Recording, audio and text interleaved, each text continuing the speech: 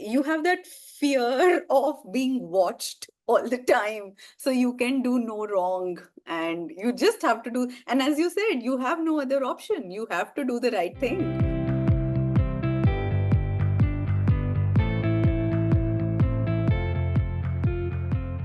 Hello, lovely listeners, and welcome back to another episode of Parenthood. I'm your host, Neha Garg, and every week we bring you real stories from incredible parents navigating the multifaceted worlds of family, work, and self discovery. It's all about those authentic experiences, the highs, the lows, and the in betweens that shape us into the parents we are today. Today's episode is special. We have with us Amita Malhotra, a remarkable entrepreneur and founder of Equal Sports. But beyond that, a passionate advocate for gender inclusivity and a fierce believer in challenging societal norms. Amita's journey is a beautiful example of how life as a parent can inspire not only personal growth, but also professional innovation. From creating awareness on gender stereotypes with equality to her recent venture with Equal Sports, Amita's entrepreneurial journey is intricately linked to her experience as a mother. It's fascinating to see how her parenting has shaped her vision and the causes she has chosen to champion. Amita is married to Rajesh Lalwani, a pioneer in digital marketing, and together they are parents to the bright and talented Tarini, who's already a young athlete and a voracious reader. There is so much to learn from Amita's story, from how she and Rajesh balance their deep and layered relationship to how they raise Tarini with values of gender awareness, resilience, and strength. Today, we'll dive into Amita's world, her professional journey, her personal life, and how the two are constantly intertwined in beautiful ways. So let's get started. Amita, thank you so much for joining us today. I'm really excited to have you here.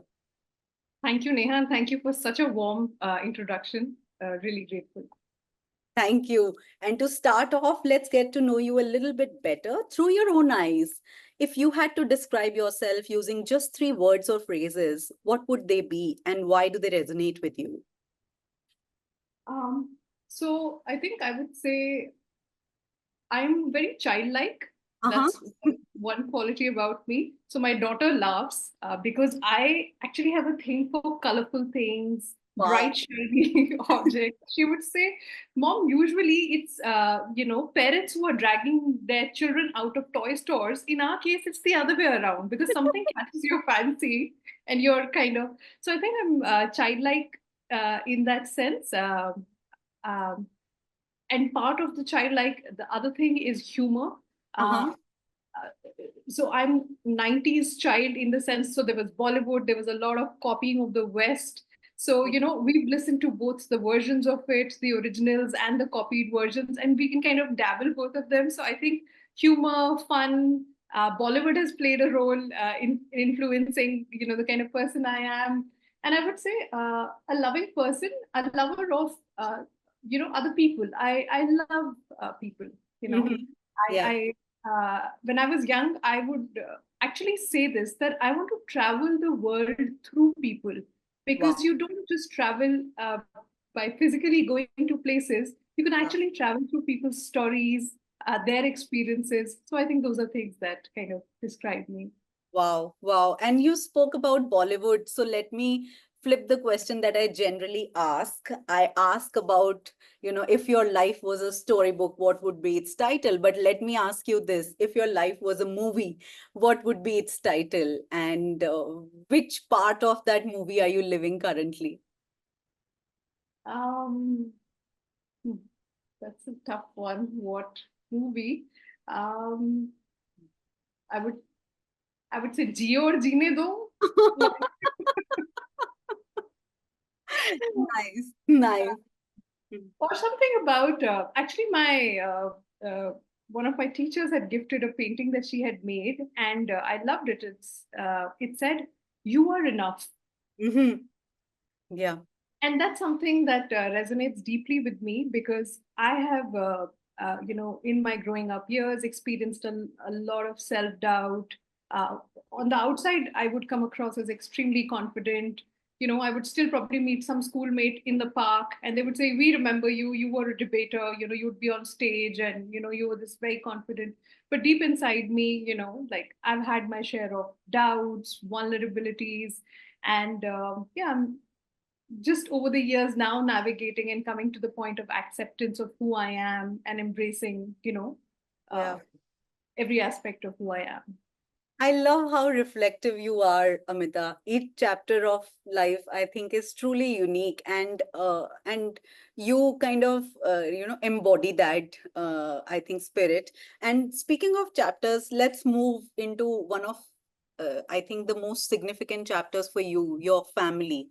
And speaking of family, you and Rajesh have built such a deep relationship over the years, from the little that I got to know of you, and now you have Tarini. Could you tell us a little about your family life? How did you and Rajesh meet, and how has your relationship evolved over time? And especially now that you are navigating parenthood together. Yeah.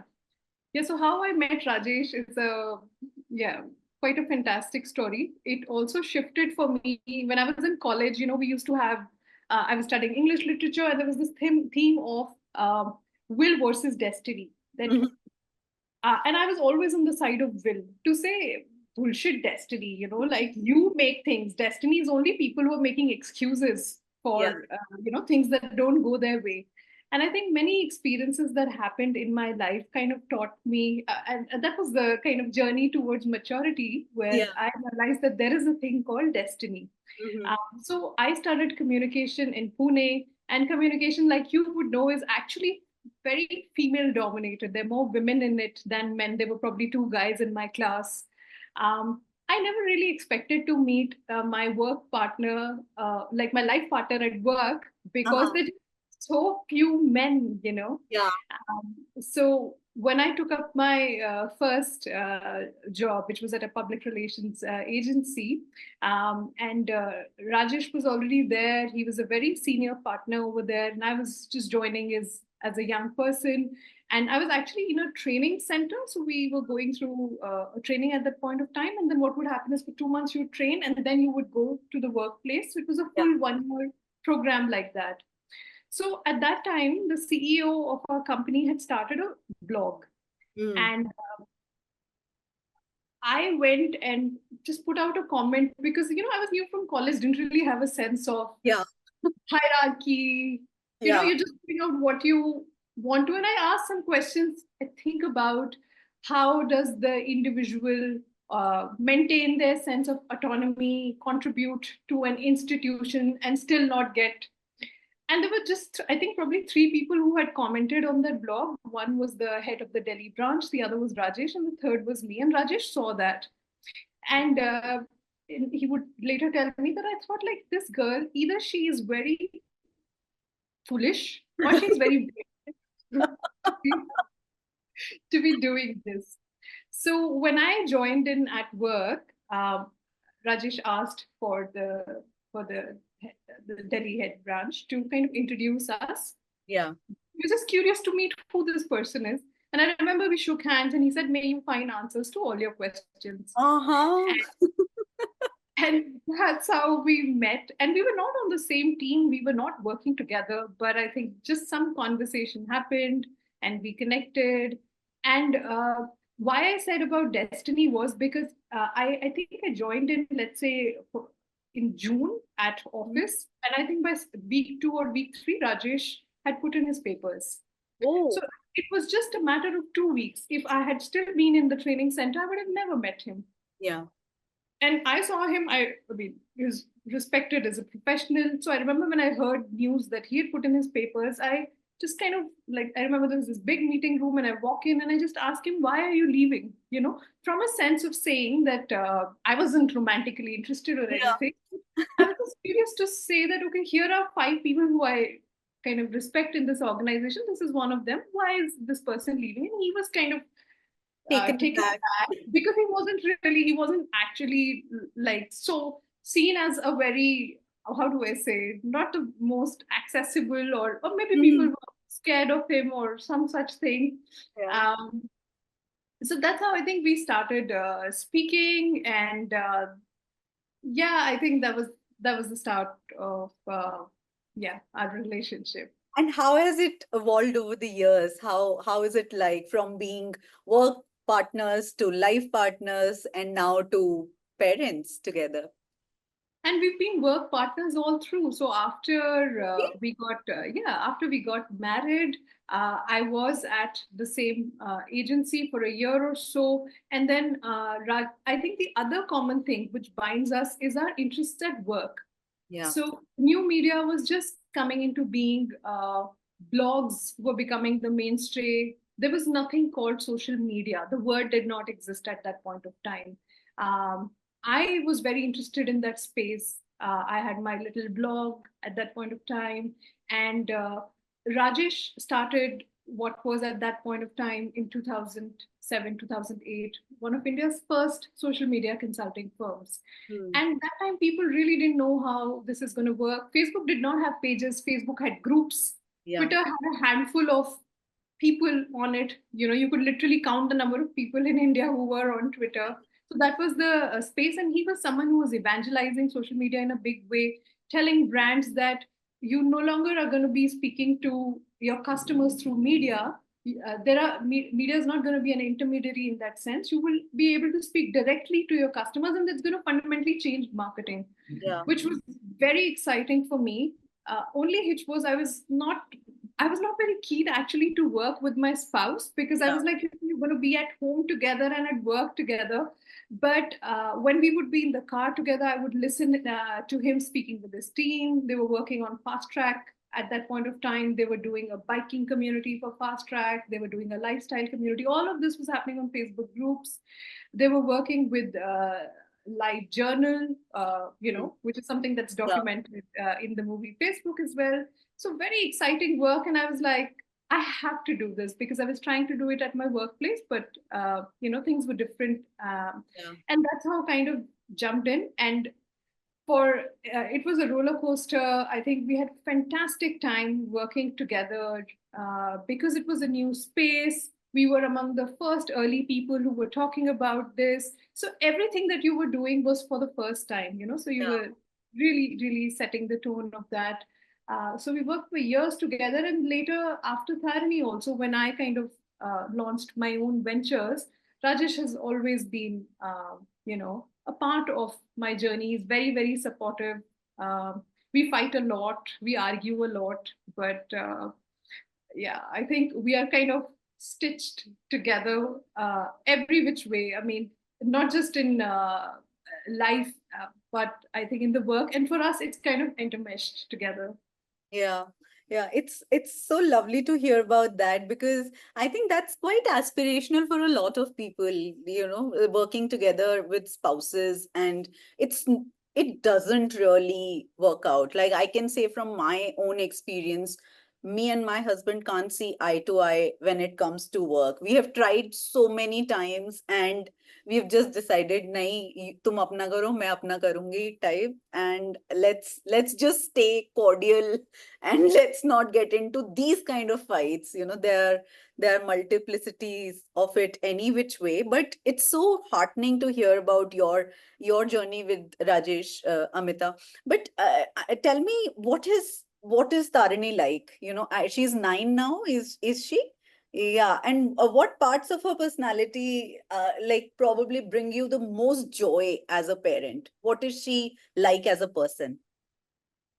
So she's a very mature person right from the beginning. There is something innate about her. One thing that I really enjoy about her, which kind of defines her, is that in India we tend to say, "Oh, this child, ye iske papa jaisa hai, ye iske mama jaisa hai, ye iske." So we are always constantly looking for us, and the other people are looking for us in our children.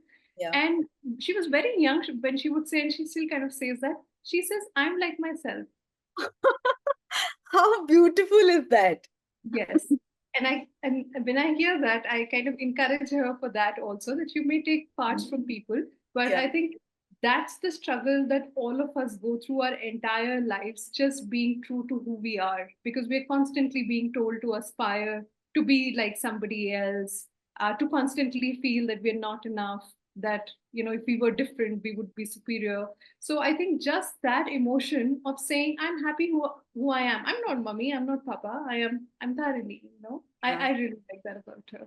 Yeah, this is so wonderful to hear. And talking about home, do you and Rajesh have a family motto or some kind of a rule which is there and serves as a foundation in your household to keep things grounded?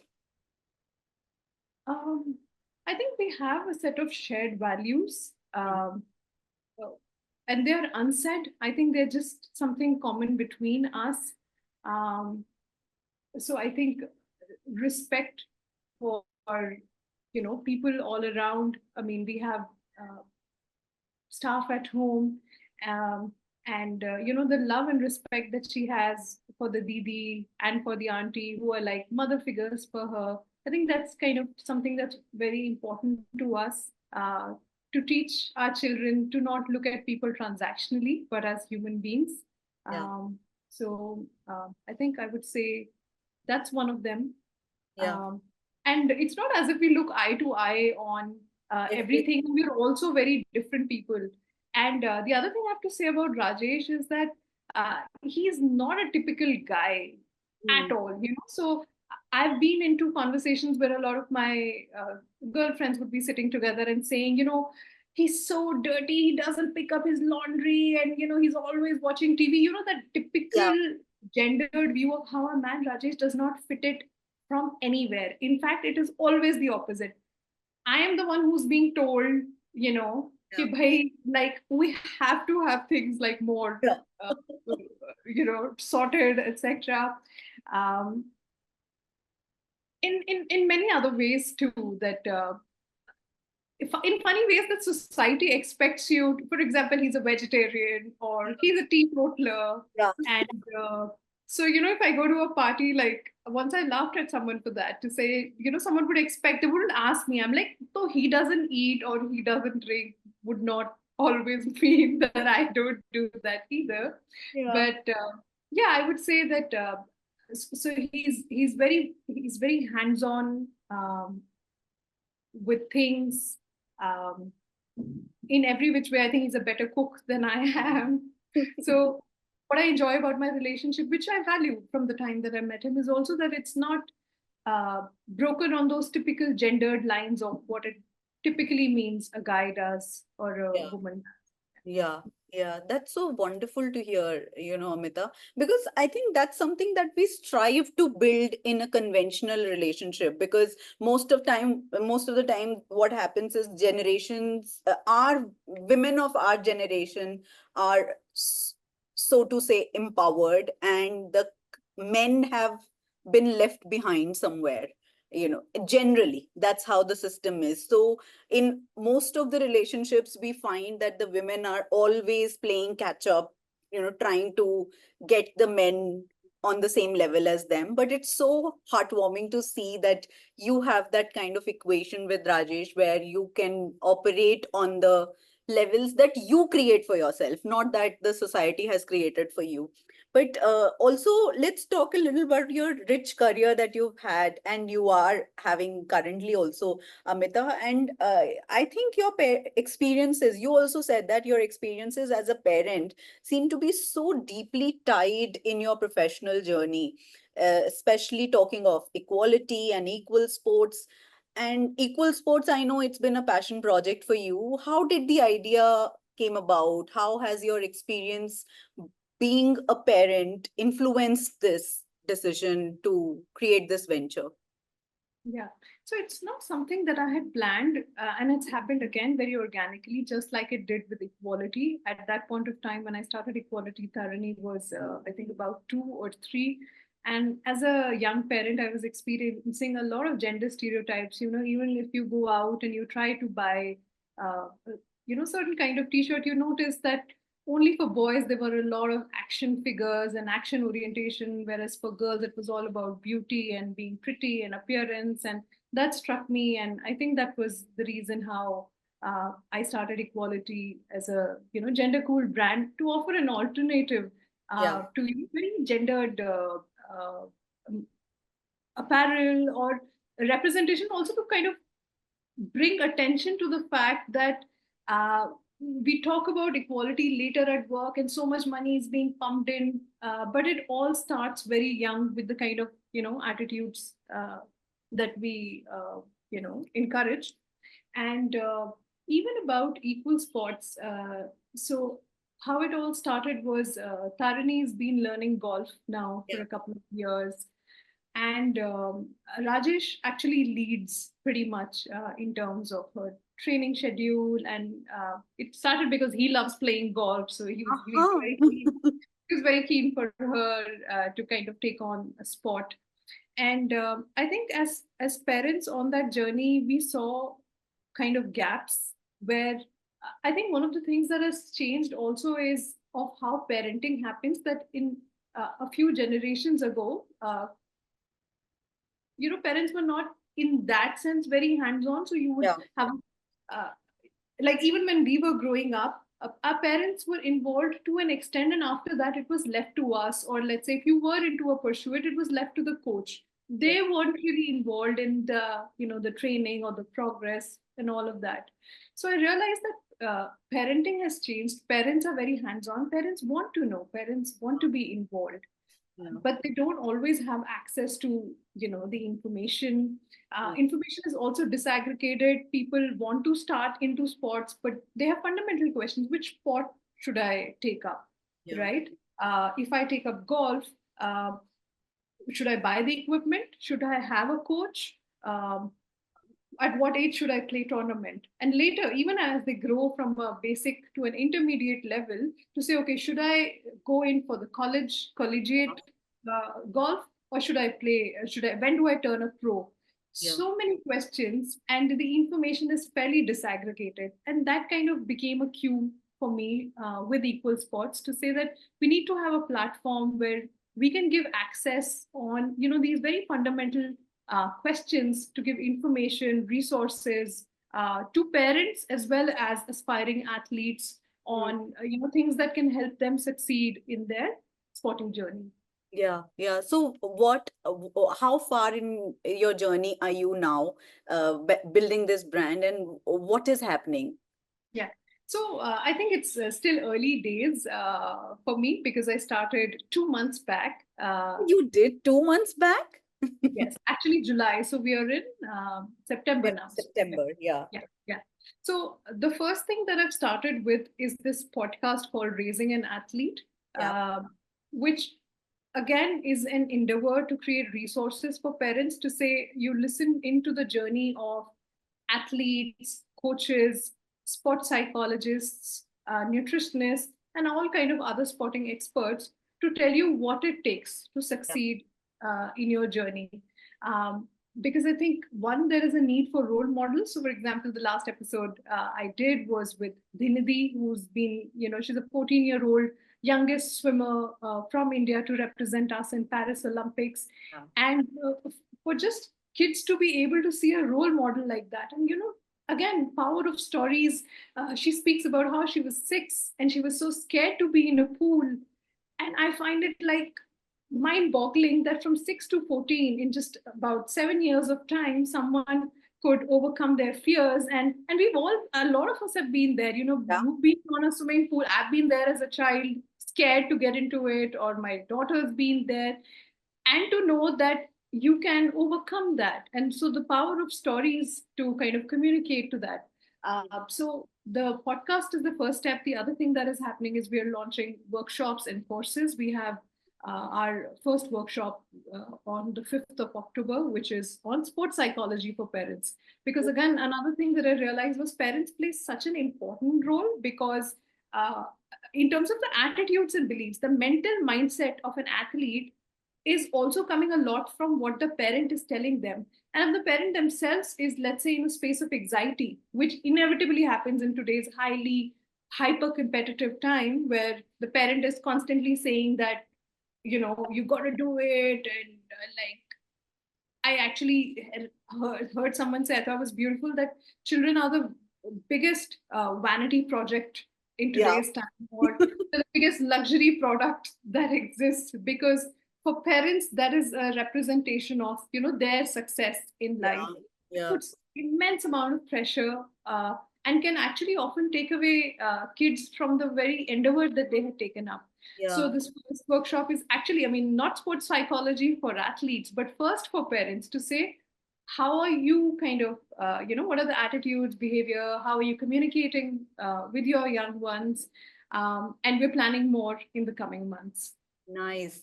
And if Tarini were to describe you, what do you do at work? What do you think she'd say? Does she have her own take on what you do? Yeah, I think uh,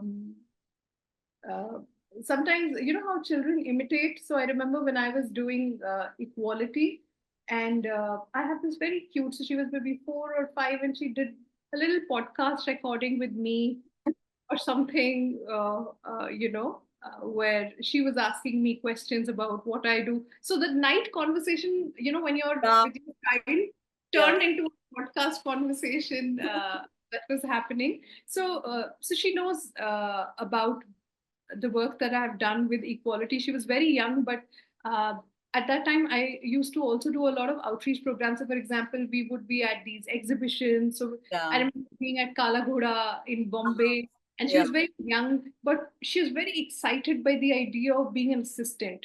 So Mm-hmm. on equality, she constantly even says, "Let me know any help that you need. You want me to man a stall or anything, I'd be available."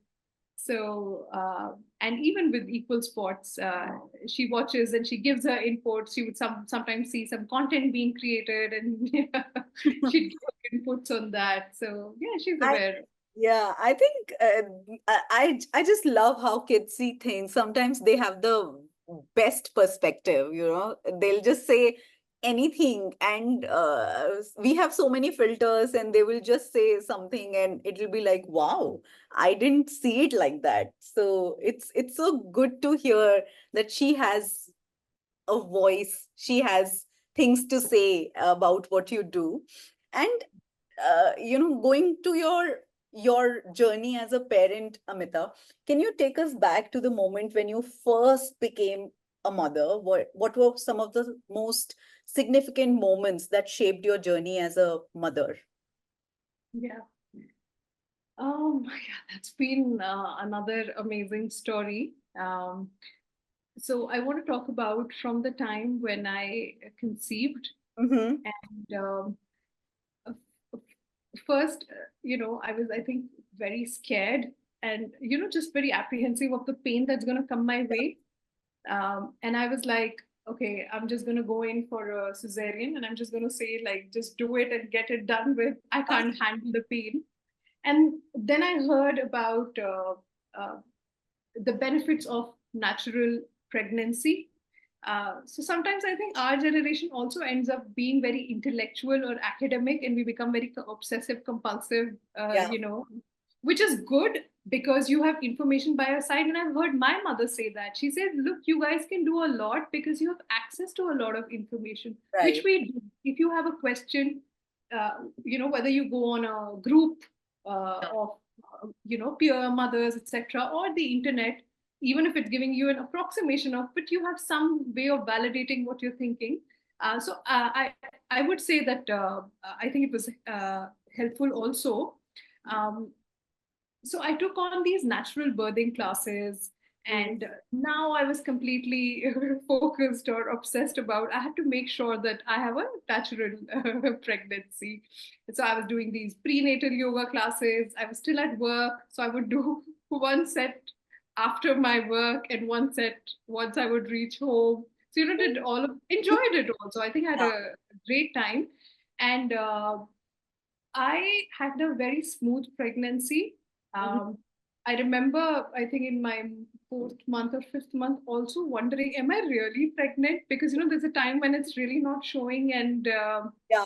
uh, you're really wondering. And there were no signs, there was nothing that I was experiencing. Yeah. And it was only those monthly checks Yeah. when you'd be assured that all things are good, etc. And I worked till the end. And I'm sure mood swings would have happened, and I may not have noticed. I only noticed on one occasion. I was nearly, I think, almost reaching the 9 months, and I'm at work. And I remember there was a graphic designer on our team, and he did something, and I was like, this is not okay, and we need to rework this. And he says, I'm taking a lunch break, and I think I must have yelled at him to say, I am pregnant, I am not eating, this is a priority, you leave your food and you do this. And then I later realized, what's wrong with me? Like, that's a moment I caught myself to say that, yeah, I think the Hormones are hormones kicking in. are getting the better of me. I did apologize to him. Um, and I think so. The birth story of the time when Tarini was born. So our hospital was a little far off from our house, and one of Rajesh's cousins lived near the hospital. So the plan was that once we get some kind of signs, we'll probably at least go, because the last thing we want is to be stuck in a traffic jam and never reach the hospital, right? So in the morning, when I sensed that I had pains, and I'm obsessed with washing my hair every day. I was like, I'm not going to be able to do that once I reach the hospital. So even in immense pain, I just kind of took a bath first, because I was like, the hair needs to be washed. And then we left early, and we were at his cousin's place. And I remember I was walking, I was kind of very uncomfortable. And I remember my mom calling, and she's trying to tell me that, like, don't go too early to the hospital. And that had been my philosophy also, basically, that don't go early to the hospital. They will give you the injection, and then there'll be a operation that will be done. Um, so I was hanging around, and then I was in too much pain. I was not being able to sit on the bed also. And I remember we were told you're supposed to count the number of contractions that come. And I was counting, and they were like 4 seconds apart. I was like, this makes no sense. Even when we were in the car, it can't be. It hasn't been that long. So maybe Yeah, we're calculating it wrong or something. yeah. Um, so finally, I said, okay, I'm sure Sham tak to it will happen. So let me go to the hospital now. Yeah. So we went, and I remember walking, and it was chaotic, and no one's really still paying attention. And suddenly I felt like a kick or something I felt. And then I raised an alarm, and then somebody came and checked, and they were like, oh my God, like, you're fully Dilated. dilated. Yeah. And what were you waiting for? Like, you wanted to have the kid at your home or something? So I was like, oh. So then I remember a wheelchair came, and then they like rushed me inside. And Rajesh went to pay the fee at the hospital, just to submit the amount. And I remember I would tell my mother, she gave me this handbag with all the clothes and everything. I said, Are, you're going to be there. Why are you giving me this bag? She's like, no, no, you keep it with you. And I think we must have reached the hospital at, let's say, 11:15. We had Mhm. walked in at 11:15, and 11:45 they took me inside, and I think Tarini was born 12:20 or 12:25. So and I remember the doctor saying, congratulations, you have a girl. And I was like, it's happened. So the one lesson that I've learned, which I share with all new parents, is not gyan of whether to wait, not to wait, with expect the unexpected. Yeah. I expected, because I heard stories of people who have very long labor. I Yeah. expected to be there for 2 days. I never expected that things can be faster as well. Yeah. Uh, and it scared me a bit also to say that, it's just something that I hadn't factored in. Yeah. But like, I'm very grateful, because overall it was a very, very comfortable pregnancy. And yeah, like, even the way she came in, and sometimes I joke with her, because sometimes she's rushed and in a hurry. I'm like, from the time you're born, you're in a hurry. Yeah. and and talking about the transformational, aspects of this journey, in what ways has your life shifted since becoming a parent? Do you feel like you're still the same person, or have your perspectives and priorities changed? Yeah, I think in some ways I'm the same, and in some ways I have grown. So again, in the initial years, I spoke about lack of confidence, and sometimes the lack of confidence can reflect in every aspect of your journey, right? So when I was a young mother, I basically had been scared of the idea of looking after a child. Yeah. Only, they're so small. How do you Yeah. hold them? How do you bathe them? I was kind of intimidated by that. I have to say, I remember crying with a school friend, and I was telling him that, the time there used to be a help who would come and give a massage to Yeah, me and yeah. then bathe my child.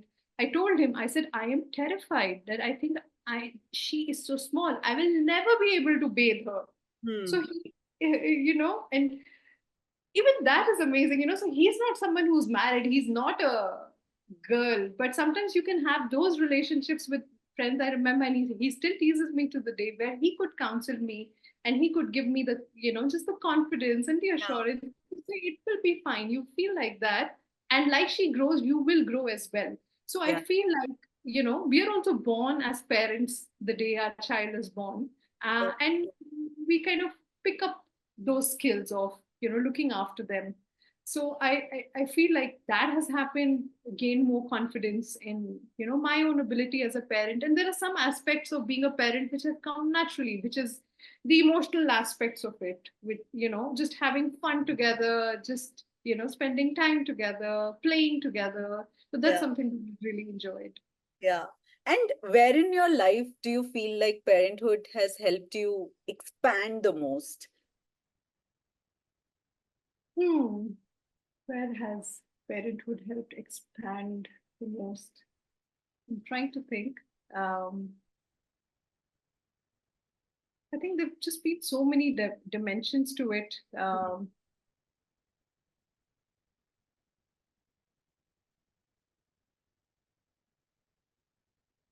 I would kind of link it to the very, very deep sense of personhood of who I am, Hmm. uh, that it's contributed to. Uh, and I'm linking it back to uh, confidence and self esteem and believing in yourself, to say that you have it in yourself to uh, look after yourself and look after people that you love. Uh, so I would say it's kind of expanded for me the very core of who I am and what I can do. Yeah.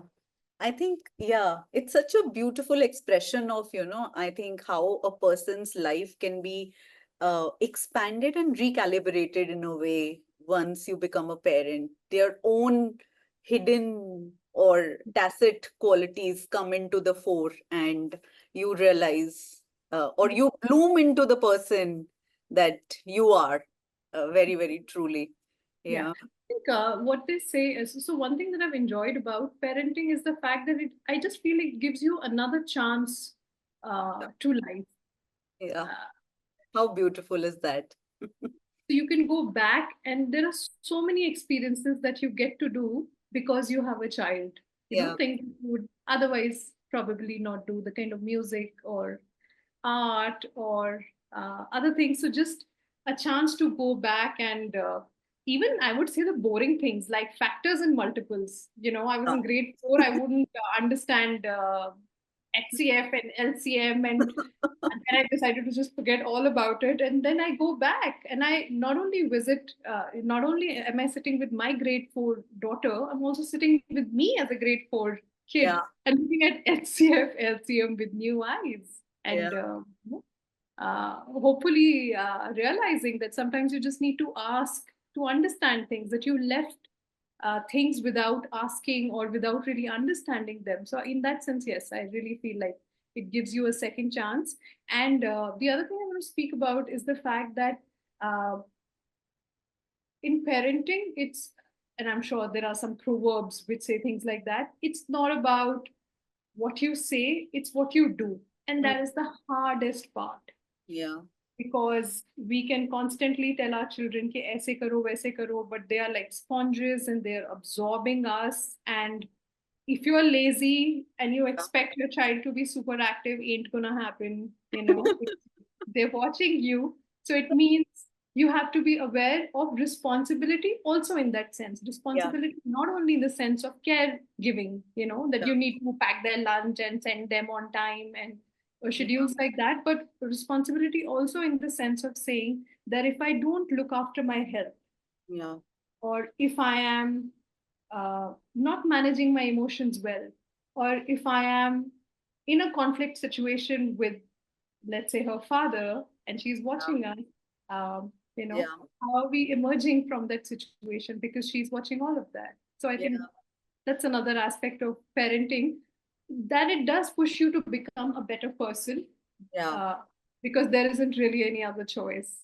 Yeah. I think in a way the kids become our moral compass, you just really you have that fear of being watched all the time, so you can do no wrong, and you just have to do, and as you said, you have no other option, you have to do the right thing.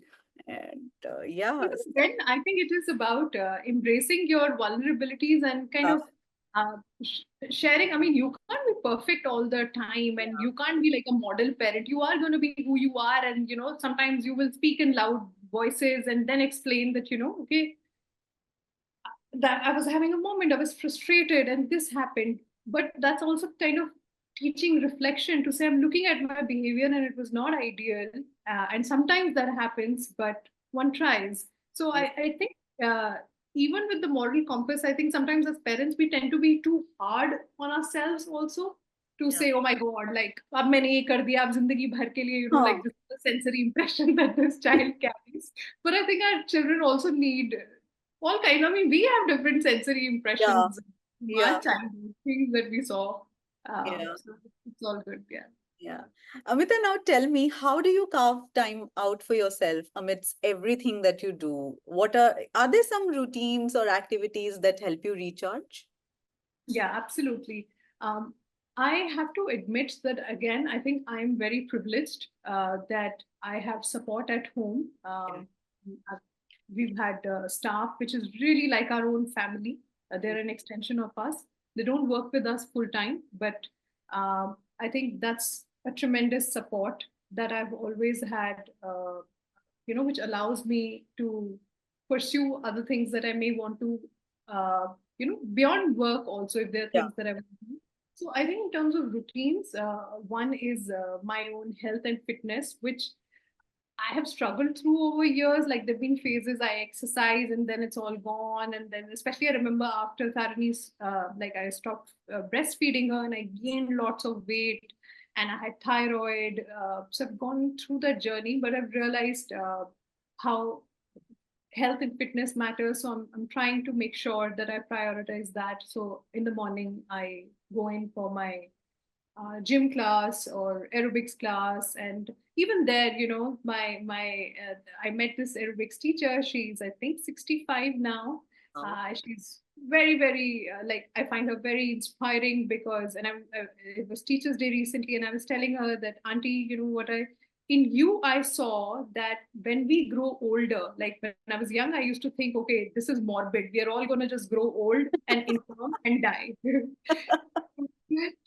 In you, I see that there is a choice, Yeah. that if you look after yourself in terms of your body, in terms of your thoughts, uh, there is an alternative to Yeah. how things can be. No? Here's a very fit 65-year-old, and I'm kind of struggling with my push ups, but Yeah. she's so good with it. So I think one is in terms of health and fitness, the other is in terms of my friendships. I think Mhm. that's something that really rejuvenates me.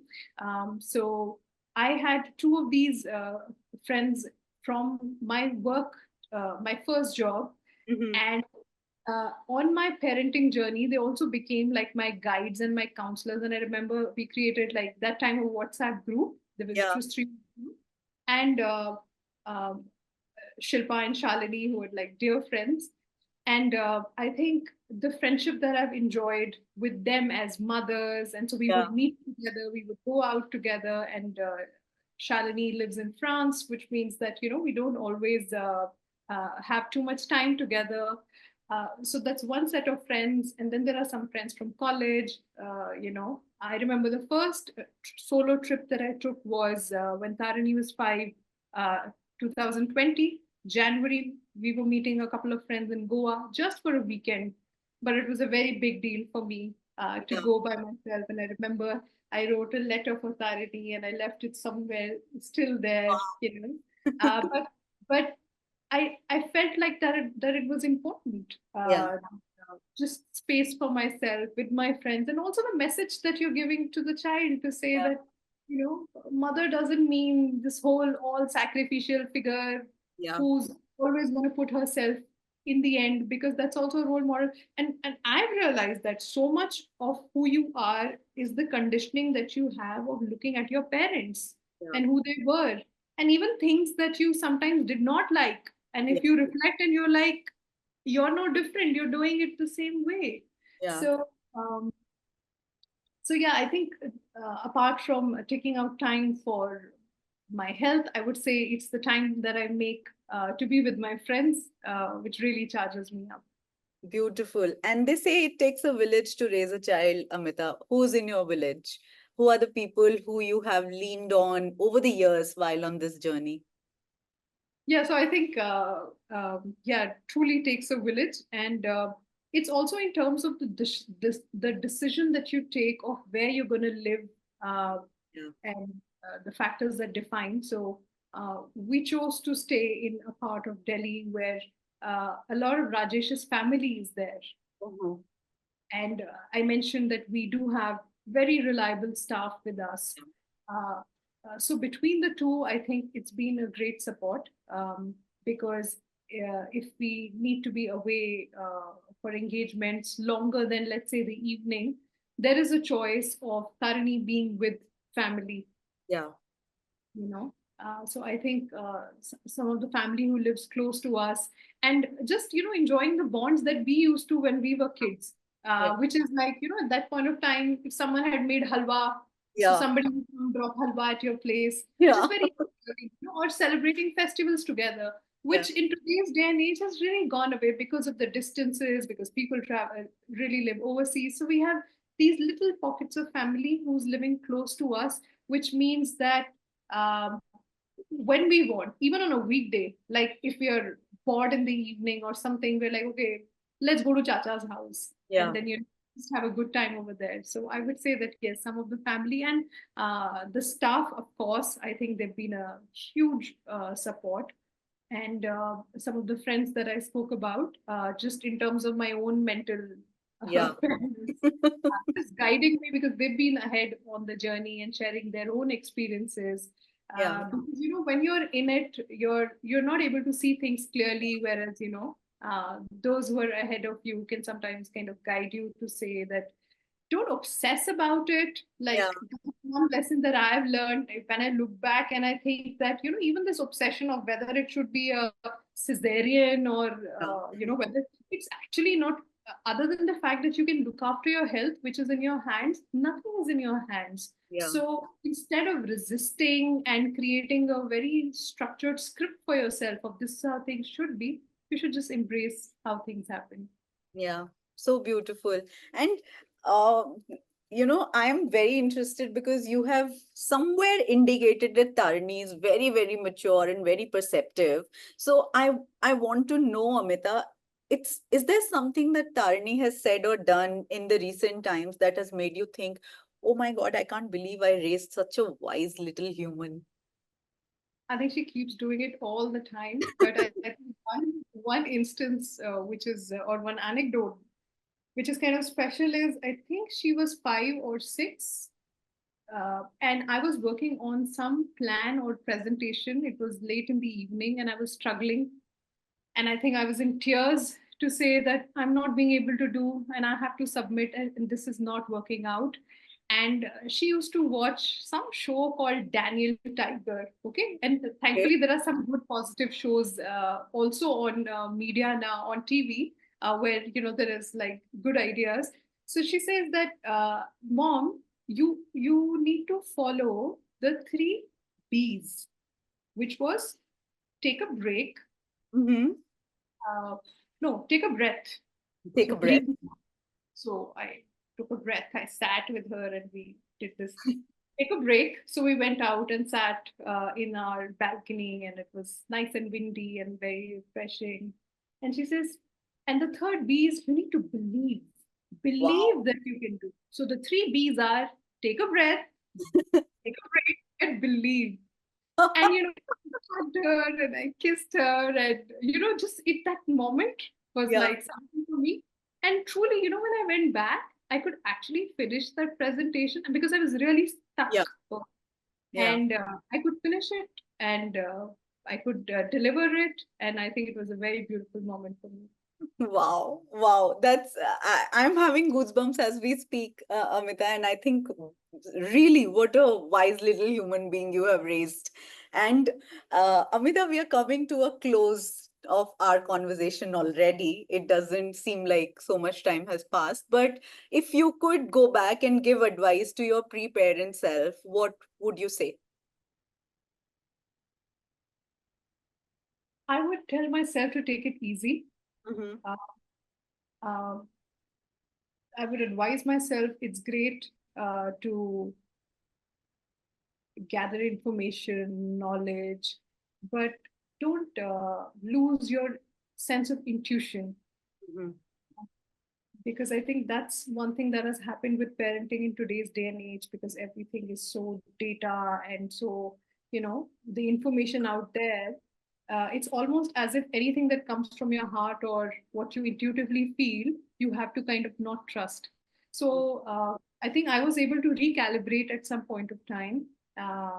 And I think that's the advice I would give myself, to say, take it easy, take a breath, take a break, and believe. Nice. And finally, if you could share one piece of advice with our listeners, something that encapsulates your parenting philosophy, maybe, what would it be and why? So I feel very hesitant to, kind of give any advice, because it's just to say that, like I'm in a higher moral position or I have cracked something. I don't really feel like that. I think like every parent does to the best that they can. I would Yes. say that all of us can be more reflective of our actions. So sometimes we just need to look at how we are behaving, what we are doing, a sense of humility to say that we could be doing things differently, being more open to doing things differently, and yeah, I think really not trying to be anybody else but themselves. I think the true parent kind of emerges from that. Who are you as a person? Those being in touch with uh, the the loving parts of us, and being aware of maybe some of those negative parts of us, and yeah, constantly recalibrating. That's what I would say. Nice, fantastic. Amita, thank you so much for sharing your incredible journey with us today. From your thoughtful approach to parenting to the way you have infused your personal values into work, it's truly, truly inspiring. I'm sure our listeners will walk away with so many insights, especially around balancing work, life, parenting with intention and love. Thank you for giving us your time. Thank you, Neha. It's really been a pleasure. I enjoyed speaking with you. Thank you. And to everyone tuning in, thank you for joining us on this journey. I hope today's conversation with Amita has left you feeling inspired and reflective about your own parenting experiences. If you enjoyed today's episode, please don't forget to subscribe, leave a review, and share it with other parents in your life. Your support helps us continue bringing these powerful stories to light. You can follow Amita's work through the links in the show notes, and if you have any thoughts or questions, feel free to reach out on our social media. Until next time, keep embracing the beautiful mess of parenthood and always remember you're doing an amazing job. This is your host, Neha Garg, signing off. Take care, stay kind to yourself, and we'll see you